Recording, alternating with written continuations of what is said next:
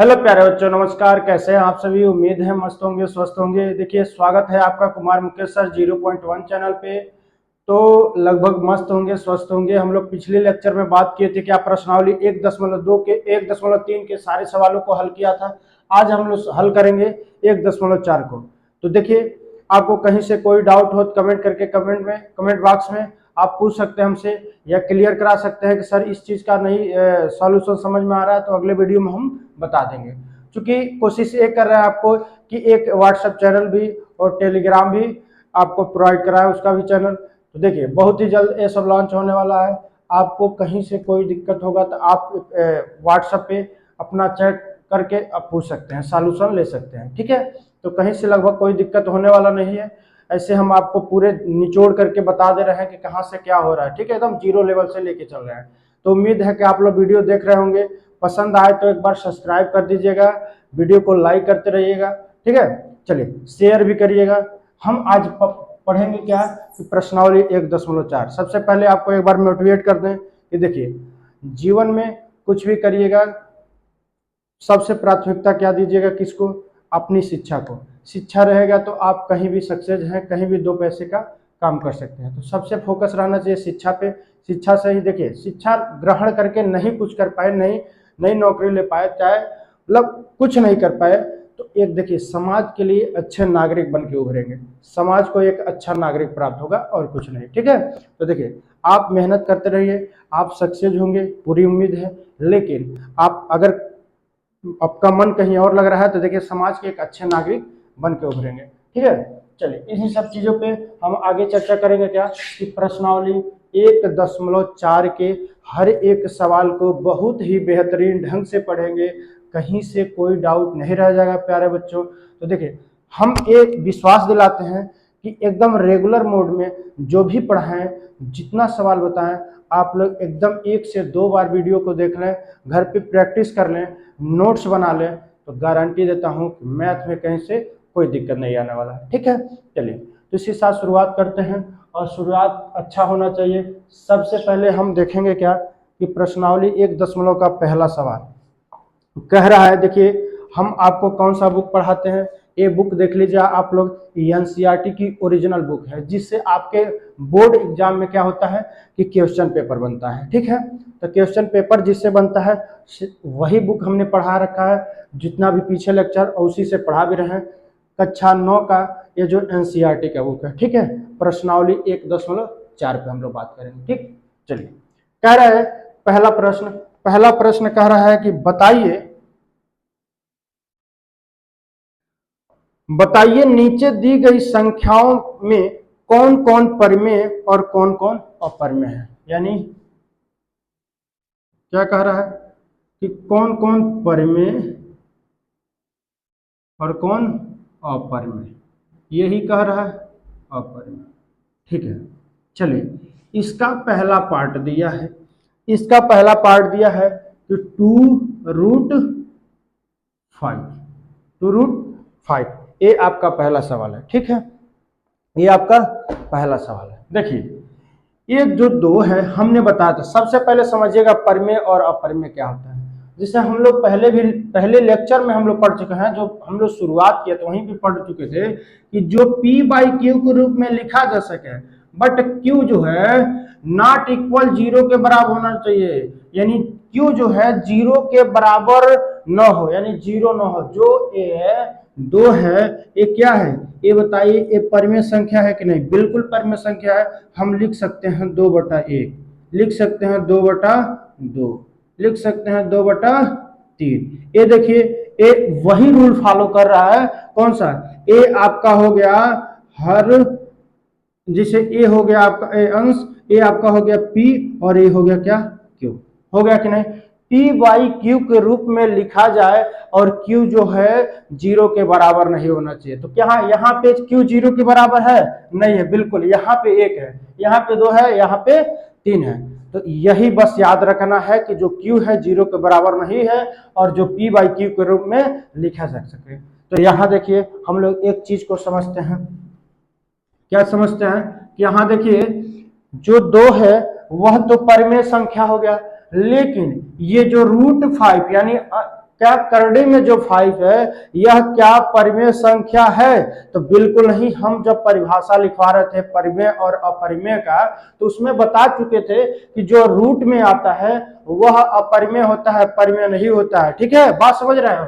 लेकिन कौन सा √5 √3 ये सब अपरिमेय होगा।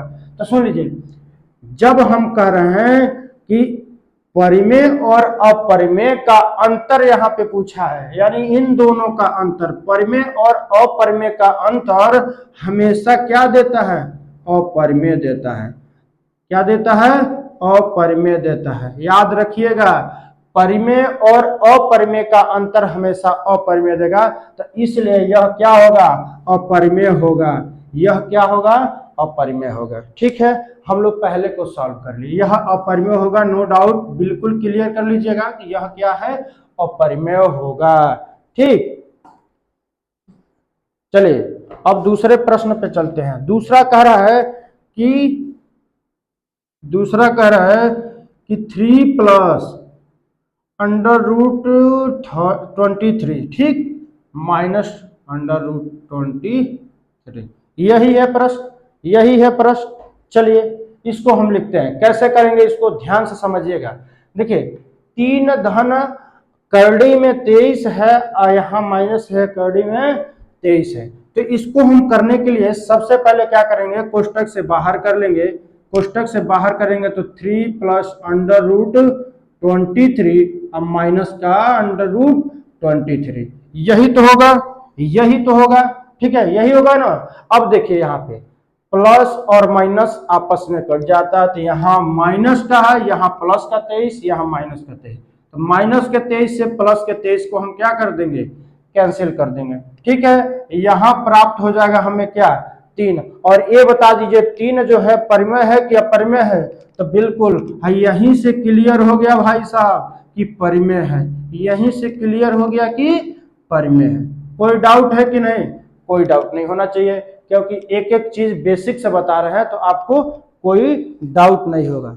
ठीक है, यह कोई डाउट नहीं होगा। ठीक है, चलिए अगले प्रश्न पे, इसको नोट कर लीजिएगा आप लोग। अगले प्रश्न पे चलते हैं।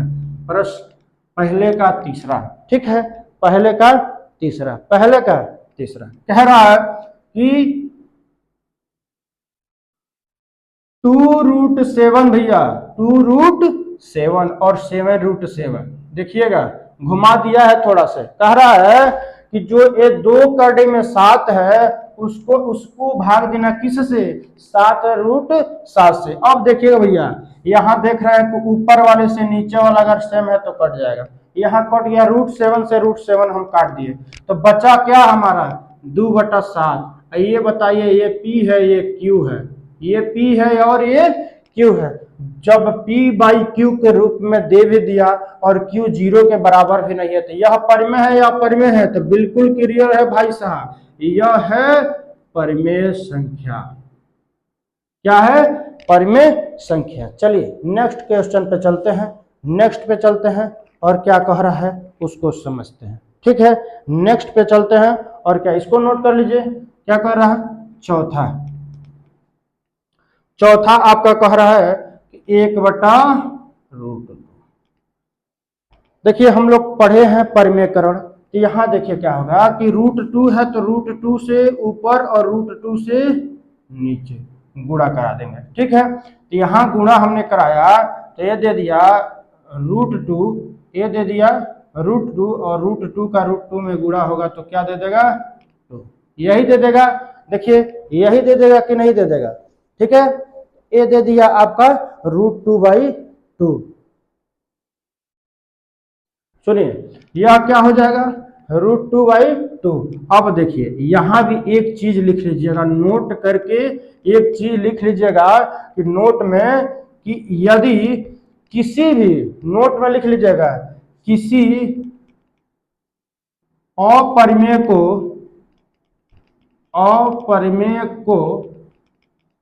परिमेय से भाग देने पर, परिमेय से भाग देने पर हमेशा क्या? अपरिमेय प्राप्त होता है, अपरिमेय प्राप्त होता है। भैया सुनिएगा क्या कह रहा है कि अगर 2 से जो परिमेय संख्या है 2 उससे √2 में देंगे तो हम बताइए क्या होगा। तो हमेशा देखिएगा किसी अपरिमेय को परिमेय से भाग देने पर अपरिमेय प्राप्त होता है, तो इसलिए यह क्या हो जाएगा, अपरिमेय संख्या हो जाएगा। यह क्या हो जाएगा, अपरिमेय संख्या हो जाएगा। समझ रहे हैं, कहीं से कोई दिक्कत नहीं, कोई दिक्कत नहीं, इसलिए कि आपको इस तरह समझाया जा रहा है कि कहीं से कोई दिक्कत नहीं होगा। ठीक है, आप बोर्ड एग्जाम में बैठेंगे तो यही सब चीज याद आएगा। ठीक है, कि हम लोग कैसे पढ़े थे। चलिए अगले प्रश्न पे चलते हैं। इसको हम क्या करते हैं, मिटा देते हैं। इसको हम क्या करते हैं, मिटा देते हैं। ठीक है भैया, कोई बात कोई दिक्कत हो तो आप जरूर बताइएगा एक बार कमेंट करके। ठीक है, चलिए अगला प्रश्न कह रहा है आपका 2 पाई। क्या, 2 पाई। ठीक है, सुनिएगा अगला 5वां कह रहा है 2 पाई। 5वां कह रहा है आपका 2 पाई। ठीक है, देखिए हमने बताया कि किसी भी अपरिमेय और परिमेय का अंतर अपरिमेय देता है। किसी भी अपरिमेय में परिमेय से भाग देते हैं तो अपरिमेय देता है। ऐसे ही यहाँ एक नोट करके लिख लीजिएगा कि किसी भी परिमेय में अपरिमेय से गुणा कराने पर वह अपरिमेय ही देगा। बस इतना समझ लीजिए कि किसी परिमेय से अपरिमेय में गुणा कराने पर हमेशा की दशा में वह क्या देगा, तो वह देगा अपरिमेय संख्या देगा। एक चीज नोट कर लीजिएगा, तो यहाँ देखिए यह 2 जो है आपका परिमेय संख्या है, यह जो दो जो है परिमेय संख्या है, और पाई क्या है आपका अपरिमेय संख्या है। चूंकि आप एक सवाल पूछेंगे सर पाई का मान होता है 22/7, ये पाई का जो मान होता है 22/7, तो अगर 22/7 यहाँ दिया देगा तो यह परिमेय संख्या हो जाएगा, लेकिन अगर पाई देगा तो यह अपरिमेय संख्या होगा। कोई डाउट नहीं, पाई का मान 22/7 तो यह परिमेय संख्या, लेकिन यह क्या हो जाएगा, अपरिमेय संख्या। और किसी भी अपरिमेय से अपरिमेय में गुणा कराते हैं तो हमेशा वह क्या देता है, हमेशा वह अपरिमेय देता है। तो इसलिए इस प्रश्न का जवाब हो जाएगा कि अपरिमेय संख्या। इसलिए इसका जवाब क्या हो जाएगा, अपरिमेय संख्या। कोई डाउट, नोट कर लीजिए। चलिए कोई डाउट नहीं होगा, नोट कर लीजिए, कोई डाउट नहीं। चलिए अब हम इसको इरेज करते हैं। अब इसको हम क्या करते हैं, इरेज करते हैं। ठीक है, इसको हम क्या करते हैं, इरेज करते हैं। और चलते हैं प्रश्न संख्या 2 पे। प्रश्न संख्या 1 में 5 सवाल थे, पांचों को हमने क्या कर दिया, हल कर दिया, आपके सामने दिखा दिया। ठीक है, कैसे हल होंगे। प्रश्न संख्या 2 कह रहा है, भैया समझिएगा, कह रहा है निम्नलिखित व्यंजकों, लिख लीजिए निम्नलिखित व्यंजकों, निम्नलिखित व्यंजकों क्या में से प्रत्येक व्यंजक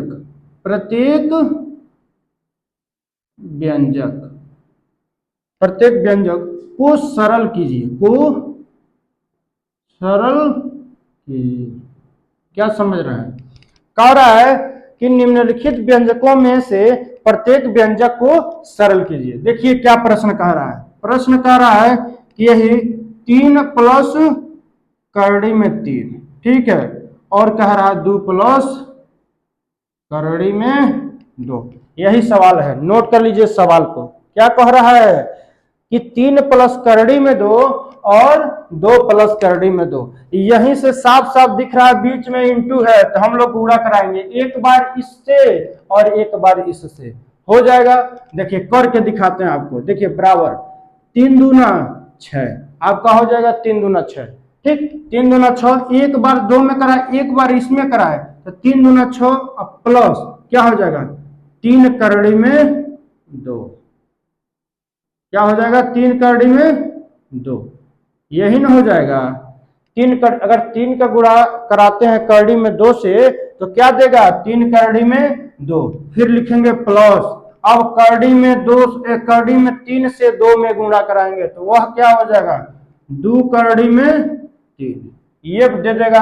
आप देखिए जब गुणा करा रहे थे तो वह क्या दे दिया 2 करड़ी में 2। इधर देखिए करड़ी में 3 है और इधर करड़ी में 2 है, ये क्या देगा 3 दूना 6, क्या दे देगा 3 दूना 6, क्या दे देगा 3 दूना 6, सॉरी हाँ 3 दूना क्या दे देगा 6 दे देगा।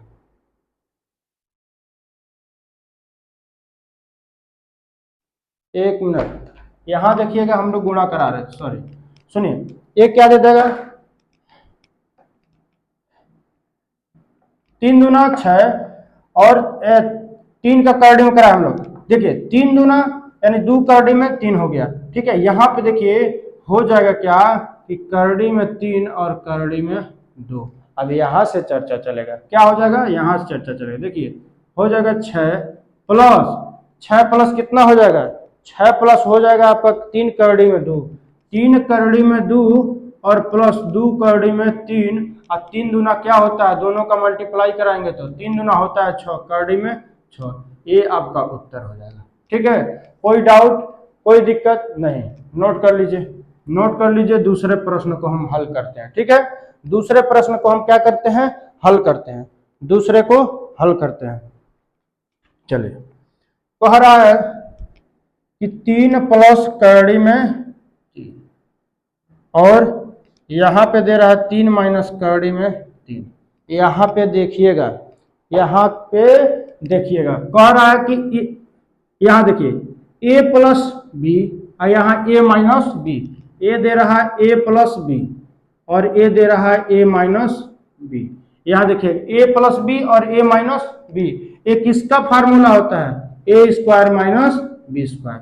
शायद आपको याद होगा, पढ़े होंगे तो कि a प्लस बी और a माइनस बी एक कोष्टक में रहे तो a प्लस बी का होल स्क्वायर हो जाएगा, यही होगा। ठीक है, चलिए अब हम इसके जगह पे हम इस मान को रखेंगे। देखिए हो जाएगा क्या आपका कि ए स्क्वायर मतलब ए किसको माने 3 का स्क्वायर, ठीक है, ए स्क्वायर यानी 3 का स्क्वायर, ठीक है, और माइनस का बी स्क्वायर मतलब करड़ी में 3 का स्क्वायर, करड़ी में 3 का स्क्वायर। जब 3 का स्क्वायर करेंगे तो हो जाएगा 3 त्रिकी 9, अब माइनस करड़ी में 3 का स्क्वायर करेंगे तो केवल देगा 3, ठीक है, करड़ी में 3 का स्क्वायर करेंगे तो केवल देगा 3, और 9 में से जब 3 जाएगा तो बच जाएगा 6, और 6 जो हो जाएगा वही उत्तर हो जाएगा, ठीक है, 6 जो हो जाएगा वही आपका उत्तर हो जाएगा, यानी आंसर हो जाएगा। ठीक है, चलिए अब चलते हैं प्रश्न 3 पे, ठीक है। प्रश्न 3 पे खूब ध्यान से बबुआ समझिएगा, ठीक है, खूब ध्यान से समझिएगा, एक बार समझ लिए तो हमेशा के लिए दिक्कत खत्म हो जाएगा। चलिए प्रश्न 3 पे चलते हैं। कह रहा है √5 प्लस √2 का स्क्वायर। यहां देखिएगा एक फार्मूला बन रहा है, कौन सा फार्मूला, एक फार्मूला ये बन रहा है कि होता है क्या a प्लस बी का स्क्वायर, a प्लस बी का होल स्क्वायर, यही है ना, तो इसका फार्मूला देखिए a square plus 2ab plus b square, यही होता है, ठीक है।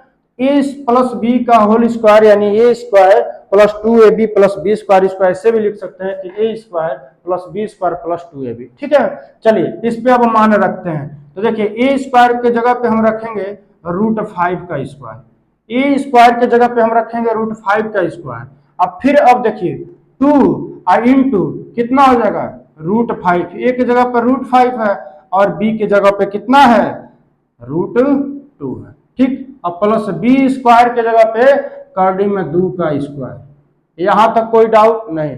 चलिए अब यहां देखिए कर देंगे, करड़ी में 5 का स्क्वायर हो जाएगा तो ये 5 देगा, अब प्लस 2√5, देखिए जब 2 का गुणा करेंगे तो ए दे देगा 2, अब 5 दूना 10, करड़ी में 10, ठीक है, 5 दूना करड़ी का करड़ी में गुणा करना 5 दूना 10, ठीक है, अब प्लस √2 का स्क्वायर करेंगे तो यह दे देगा 2, ठीक है। अब देखिए इसको और इसको जोड़ लेते हैं क्योंकि ये अलग अलग नंबर है, 5 ये भी पॉजिटिव ये भी पॉजिटिव यानी दोनों धनात्मक है, 5 और 2 7, ये हो जाएगा plus 2√10, this is my answer, ठीक है। कोई डाउट, देखिए कितना आसान था, ठीक है, तो बस इतना आसान आपको समझना है, बस फार्मूला पे किस फार्मूले पे वो है, यहाँ पे था a minus a square minus b square पे, और यहाँ पे था a प्लस बी का होल स्क्वायर, ठीक है, चलिए अब नेक्स्ट क्वेश्चन पे चलते हैं, हम इरेज करते हैं इस सवाल।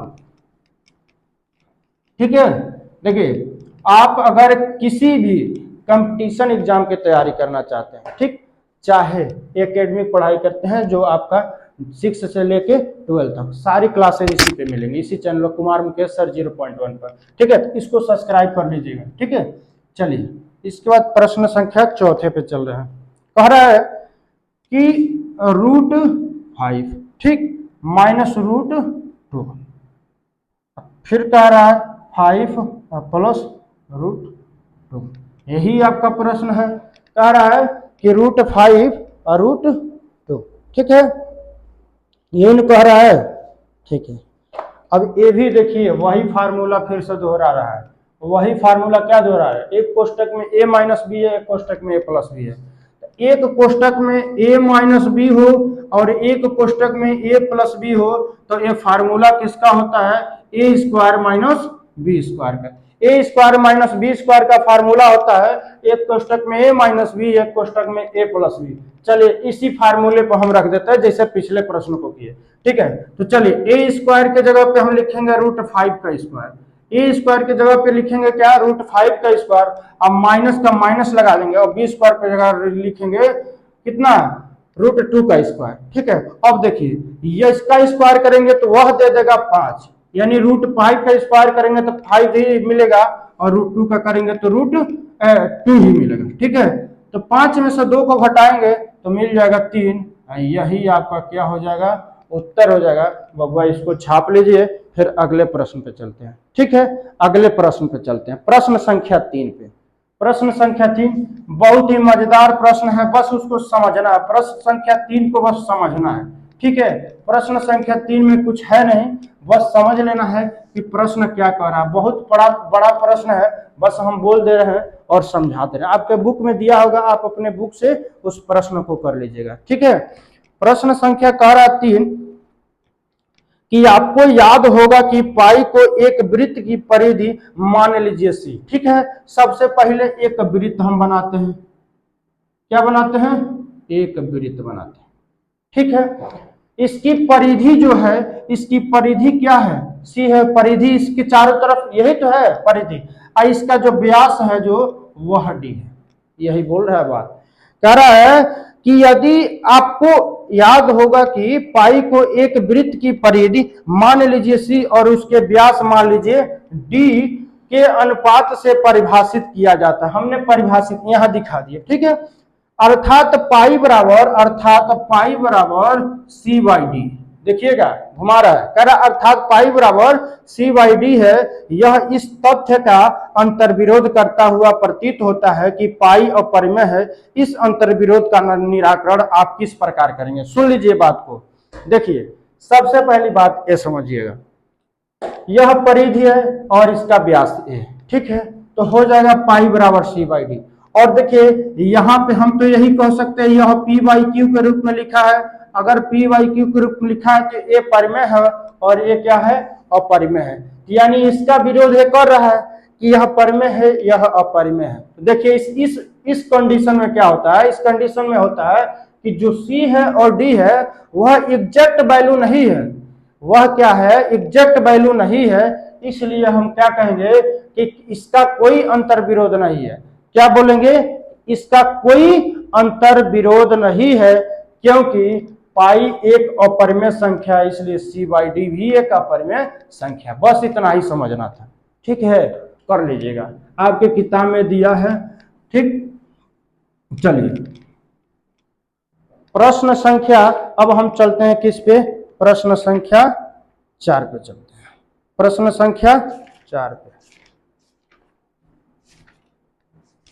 प्रश्न संख्या हम 4 पे चलते हैं। देखिए किसी भी सवाल को हल करने से पहले उसको पढ़ के समझना पड़ता है। उसको एक नहीं 2 बार पढ़िए, एक नहीं 2 बार, मेरी बात मानिए, 2 बार पढ़िए और पढ़ के उसको समझिए कि प्रश्न कह क्या रहा है, प्रश्न कह क्या रहा है। अगर एक बार नहीं 2 बार में पढ़ेंगे तो वह समझ में आ जा रहा है कि कह क्या रहा है, और जिस तरह कहेगा आप सेम टू सेम वैसे ही कर देना है, उत्तर आपको मिल जाएगा, आंसर मिल जाएगा। ठीक है, किसी भी प्रश्न को करने से पहले उसको समझना पड़ता है, और एक बार समझ लिए तो हमेशा के लिए वह भूलेगा नहीं। ठीक है, हम लोग क्या है, हम लोग आपके सामने हैं, और हम लोग कितना दिन पहले पढ़े, तो हम लोग कितना दिन पहले पढ़े, अगर नहीं समझे होते आज आपको समझा नहीं पाते। इसलिए कहते हैं कि प्रश्न को पढ़िए, समझिए और हमेशा के लिए रेडी रहिए। ठीक है, कह रहा है चौथा, देखिए सेम टू सेम ऐसे ही जो समझे हैं वैसे ही कह रहा है, संख्या रेखा है, संख्या रेखा पर √9.3 को निरूपित कीजिए, को निरूपित कीजिए, को निरूपित कीजिए। समझिएगा बात को, क्या कह रहा है, कह रहा है कि निरूपित कीजिए, प्रश्न को समझिए। एक संख्या रेखा हम क्या करते हैं, बनाते हैं, एक संख्या रेखा बनाते हैं। ये हमारा संख्या रेखा हो गया। यहां पे हम नोट करते हैं किसको, यहां पे नोट करते हैं हम किसको, ए को। इस बिंदु को नाम दे देते हैं ए, और इस बिंदु को नाम दे देते हैं बी, और यहाँ जस्ट बगल में बिंदु सी हम कर देते हैं। बाकी ऐसे है। ठीक है, तो देखिए इसको हम 0.0 मान लेते हैं। जीरो के दाएं तरफ सारा धनात्मक, और जीरो के बाएं तरफ क्या होता है, सारा ऋणात्मक। पहले लेक्चर में हमने बताया था क्या, एक इंटीजर बताया था पूरा, सेम टू सेम संख्या रेखा पे पूरा इंटीजर को दर्शाया जाता है कि जो शून्य होता है न ही धनात्मक होता है और न ही ऋणात्मक होता है। तो न ही धनात्मक होता है न ऋणात्मक, शून्य का तो बवाल खत्म हो गया। यहां से पॉजिटिव और निगेटिव पे सवाल बनते हैं। ठीक है, तो पॉजिटिव और निगेटिव सवाल बनेंगे कैसे, देखो यहाँ पे -1 है, -2 है, -3 है, -4 है, -5 है, -6 है, -7 है, -8 है, और -9। भैया समझ लीजिए, यही है ना। ठीक है, यही है, तो समझिएगा ये सी जो पॉइंट है इसको हमने मान लिया एक पॉइंट है 2, ए है 3, ऐसे करते आपका चला जा रहा है, ऐसे करते आगे चला जा रहा है। ठीक है, देखिए बिंदु सी से, बिंदु जो सी है उससे एक चाप काटेंगे, किससे, ए और सी के मध्य में, कहीं यहां जाके कटेगा। ठीक है, आप लोग अपने कॉपी पे अपने हिसाब से काटिएगा, यहां जाके मिलेगा। ठीक है, यहां जाके मिलेगा, इसको ऐसे आधा आधा कर दीजिए, यहां जाके कहीं मिलेगा। ठीक, आधा कर दीजिए। ठीक है, यहां से हमने क्या किया, यहां पे एक चाप काटा और आधा आधा कर दिया। ठीक है, अब देखिए बिंदु सी से जहां ये मिडिल पॉइंट है, यहां से एक चाप काटेंगे किस पे, एक चाप काटेंगे बी पर। एक चाप कहां काट, बी पर नहीं, सी पर। एक हम चाप काटेंगे किस पे, सी पे। ठीक है, एक सी पे मिलाएंगे और बी के पॉइंट पे 90 डिग्री का कोण बनाएंगे। अब देखिए जो 90 डिग्री का कोण बनाए, यहां से लेके प्रकार यहां पे जब मिलाएंगे ना, तो यहां पे जब मिलाएंगे तो यहां से सीधे जाएगा कहीं 3 के बगल में, जो यह 3 के बगल में जाएगा वही 9.3 आपको प्रेजेंट करेगा। चूंकि यहाँ पे हम इसलिए नहीं एग्जैक्ट दर्शा पा रहे हैं क्योंकि मेरे पास स्केल नहीं है, प्रकार नहीं है, तो उसके अकॉर्डिंग आप कॉपी पे दर्शा लीजिएगा। तो जिस तरह हमने बताया कि यहाँ से सी से एक चाप काट लीजिएगा, इसको सीधे मिला लीजिएगा इस बिंदु से, और सीधे एक चाप सी काटिएगा, और इसके बिंदु बी पे एक 90 डिग्री का कोण बनाइएगा। अब इससे एक चाप काटिएगा, वह जाएगा जस्ट 3 के बगल में, जस्ट 3 के बगल में जो आएगा 9.3 आएगा। ठीक है, हो जाएगा। चलिए, तो हो जाएगा, तो अब चलते हैं अगले प्रश्न पे। वो अब चलते हैं कहां, अगले प्रश्न। अगला प्रश्न बहुत ही शानदार है। ठीक है, अगर समझ गए परिमेयकरण तो सही है, और नहीं समझे तो भैया तब है बेकार। ठीक है, इसको समझ लीजिए। कह रहा है 5वां प्रश्न, यही लास्ट प्रश्न है। आपको प्रश्नावली 1.4 आज ही खत्म कर लेना है। ठीक है, कह रहा है निम्नलिखित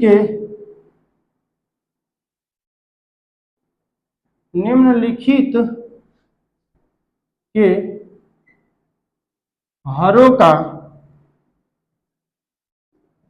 परिमेयकरण कीजिए। परिमेयकरण कीजिए। सुनिए, परिमेयकरण करते समय बस चिन्ह बदल जाता है। अगर माइनस में रहेगा तो प्लस से गुणा कराएंगे और प्लस रहेगा तो माइनस से गुणा कराएंगे। बस यही होता है परिमेयकरण में, कि परिमेयकरण में अगर प्लस रहेगा तो माइनस और माइनस रहेगा तो प्लस। इस चीज में डाउट नहीं होना चाहिए। चलिए प्रश्न को नोट करते हैं। पहला प्रश्न है आपका 1/√7। क्या है? 1/√7। ठीक है, चलिए 1/√7। अब परिमेयकरण करते समय देखिए यहां प्लस माइनस का झमेला है नहीं, तो गुणा किससे कराएंगे? नीचे ऊपर √7 से ही कराएंगे। ठीक है, √7 से। तो जब इसका गुणा होगा तो देखिए यहां से हम अलग लिखते हैं, हल करके। हल करके हम लोग लिखेंगे क्या? हल।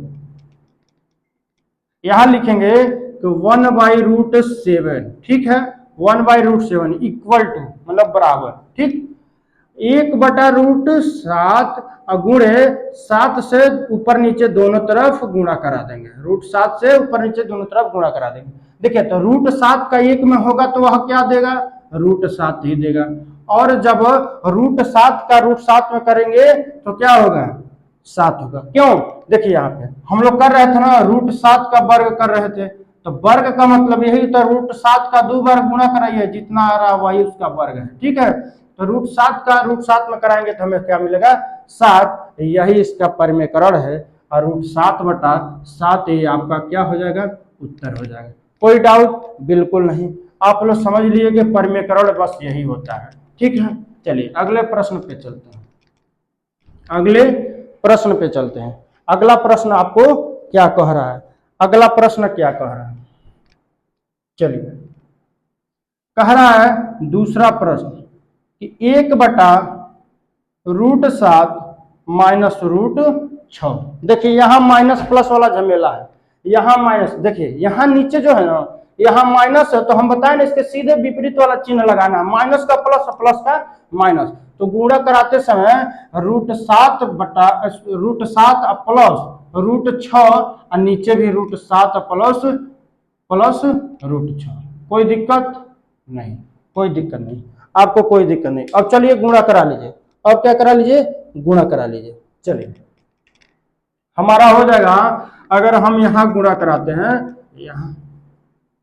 यहां गुणा कराते हैं तो हो जाएगा √7 प्लस √6। एक में किसी भी चीज का गुणा करेंगे वही प्राप्त हो जाएगा। ठीक, अब बटे में क्या आ जाएगा? यहां देखिए √7 और √7 यानी √7 का स्क्वायर, √7 का स्क्वायर। अब प्लस माइनस माइनस तो माइनस हो जाएगा। √7 और √6 और √6 यानी √6 का स्क्वायर। यही है ना? यही है कि नहीं है? अब यहां तक समझ गए। अब इसके बाद देखिए क्या होता है।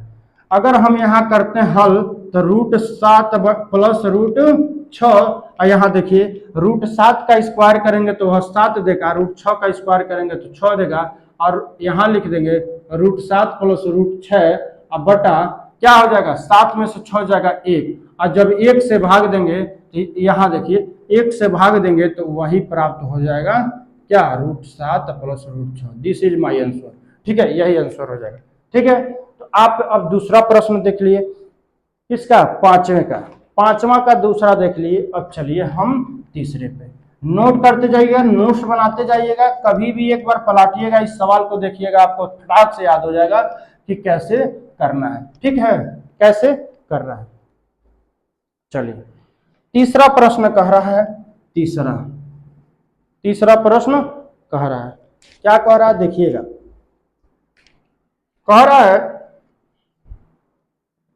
1/√5 प्लस √2। समझिएगा, √5 प्लस √2 कह रहा है कि 1/√5 प्लस √2, इसको हम हल कैसे करेंगे। देखिए प्रश्न को देखते आप डर जा रहे होंगे, लेकिन डरना नहीं है, डरना नहीं है। सुनिए, डर के आगे जीत है। अगर डरे नहीं तो उसके आगे समझिएगा जीत ही है। देखिए कह रहा कि हल करिए भाई। चलिए हल करते हैं। 1/√5 प्लस √2 यही है। इसका परिमेयकरण करते समय प्लस का माइनस, तो हम लोग माइनस से करेंगे। √5 माइनस √2 और √5 माइनस √2। यही है। तो देखिए हमने बताया कि एक में करेंगे तो वही प्राप्त हो जाएगा और एक में करेंगे तो वही प्राप्त हो जाएगा। और यहाँ देखिए एक में किए तो वही प्राप्त, और क्या यहाँ हो जाएगा क्या कि एक कोष्टक में √5 का स्क्वायर, यहाँ √2 का। इतना समझ रहे हैं कैसे, जैसे पिछले प्रश्न हो। अब यहाँ देगा क्या कि √5 माइनस √2, √5 माइनस √2 और √5 का स्क्वायर करेंगे तो वह देगा 5 और माइनस √2 का स्क्वायर करेंगे तो 2 देगा। देखिए यहाँ लिख देंगे √5 माइनस √2, यहाँ देखिए 5 में से 2 जाएगा 3। देखिए यहाँ लिख देंगे 1/3 और √5 और माइनस √2, यही आपका उत्तर होगा। ठीक है, चलिए तो तीसरा भी हम लोग हल कर दिए। लगभग अब हम लोग समाप्ति की तरफ पहुंच चुके हैं। प्रश्नावली 1.4 को हम लोग समाप्त कर चुके हैं। एक प्रश्न और रह गया है। ठीक है, एक प्रश्न और रह गया है। ठीक, एक प्रश्न और रह गया है और चलिए उसको भी हम लोग क्या करते हैं, हल कर देते हैं। उसको भी हम लोग हल कर देते हैं। सुनिएगा, कह रहा है कि 1/√7 माइनस 2, 1/√7 माइनस 2। अब देखिएगा यहाँ कह रहा है 1/√7 माइनस 2। हल सुनिए, हल अब हम कैसे हल करते हैं। देखिए हल बार बार वही करना है, परिमेय करण। तो 1/√7 माइनस 2 गुणे, यहाँ पे माइनस है तो यहाँ पे हो जाएगा आपका प्लस, तो √7 प्लस 2 बटे √7 प्लस 2। चलिए हल करिए, हल करेंगे तो इसका गुणा होगा तो √7 प्लस 2 देगा, इसका होगा तो क्या देगा, एक कोष्टक में माइनस भी, एक कोष्टक में प्लस भी, तो √7 का स्क्वायर अब माइनस कितना 2 का स्क्वायर। ठीक है, ये दे देगा √7 प्लस 2, ये आपको दे देगा √7 का स्क्वायर करेंगे तो 7 और 2 का स्क्वायर करेंगे तो 2 दूना 4। ठीक है, तो यहाँ हो जाएगा 7 में से 4 जाएगा, 3 बचेगा। डायरेक्ट यहाँ लिख देंगे 1/3 और √7 प्लस, यही आपका उत्तर हो जाएगा। तो देखिए यहाँ हम लोग समाप्त कर चुके हैं इस चैप्टर को, प्रश्नावली 1.4 को। तो ठीक है, ध्यान रखिएगा, चैनल को सब्सक्राइब करिएगा, वीडियो को शेयर करिएगा, एक दूसरे तक पहुंचाइएगा। बोर्ड परीक्षा में यही सब क्या हो आपके काम आए। ठीक, तो जो 10 में पेपर देंगे तो 9 और 10 से रिलेटेड प्रश्न बनते हैं। ये ना समझिए कि हम डायरेक्ट 10 में पढ़ेंगे, ऐसा कुछ नहीं है। जब 9 नहीं पढ़ेंगे, ये बताइए 1 नहीं जानेंगे तो 10 कैसे जानेंगे। तो पहले 1 को जानना जरूरी है, तब जाके 10 पकड़ेंगे। तो इसीलिए कह रहे हैं कि हर एक वीडियो को देखते जाइए, हर एक टॉपिक को समझते जाइए, हर एक सवाल को समझते जाइए। और कहीं से यदि दिक्कत होता है तो हम तैयार हैं, आप कमेंट करके बताइएगा, हम अगले वीडियो में उसको सुधार कर लेंगे। ठीक है, या अगले लेक्चर में हम आपको समझा देंगे। अगर जिस प्रश्न का आपको सवाल नहीं आया, कमेंट में बस लिख दीजिएगा कि सर प्रश्नावली 1.4 प्रश्नावली 1.3 का फला नंबर का सवाल हमें समझ में नहीं आया, हम अगले वीडियो में उसको ऐड कर देंगे, उस सवाल को ऐड कर देंगे। ठीक है, तो कहीं से कोई दिक्कत आएगा कमेंट करके बताइएगा। और आपको पूरा विश्वास दिलाते हैं कि अगर बने रहिएगा लास्ट तक, जितना भी लेक्चर आएगा मैथ का वो अगर आप देख लेंगे तो पक्का बता रहे हैं कि मैथ में कहीं से कोई डाउट नहीं रह जाएगा। इतना बेसिक लेवल से समझाना बताना, आप कहीं भी यूट्यूब पे छान लीजिएगा, किसी का ऐसा वीडियो नहीं आएगा कि अगर एनसीईआरटी का अच्छा है, डॉक्टर मनोहर का आपको सवाल बाय सवाल एक एक क्वेश्चन आपको प्रोवाइड करा जाए, वो भी इस तरीके से पूरा सॉल्यूशन। ठीक है, तो चलिए फिर मिलेंगे नेक्स्ट क्लास में नेक्स्ट प्रश्नावली के साथ। धन्यवाद।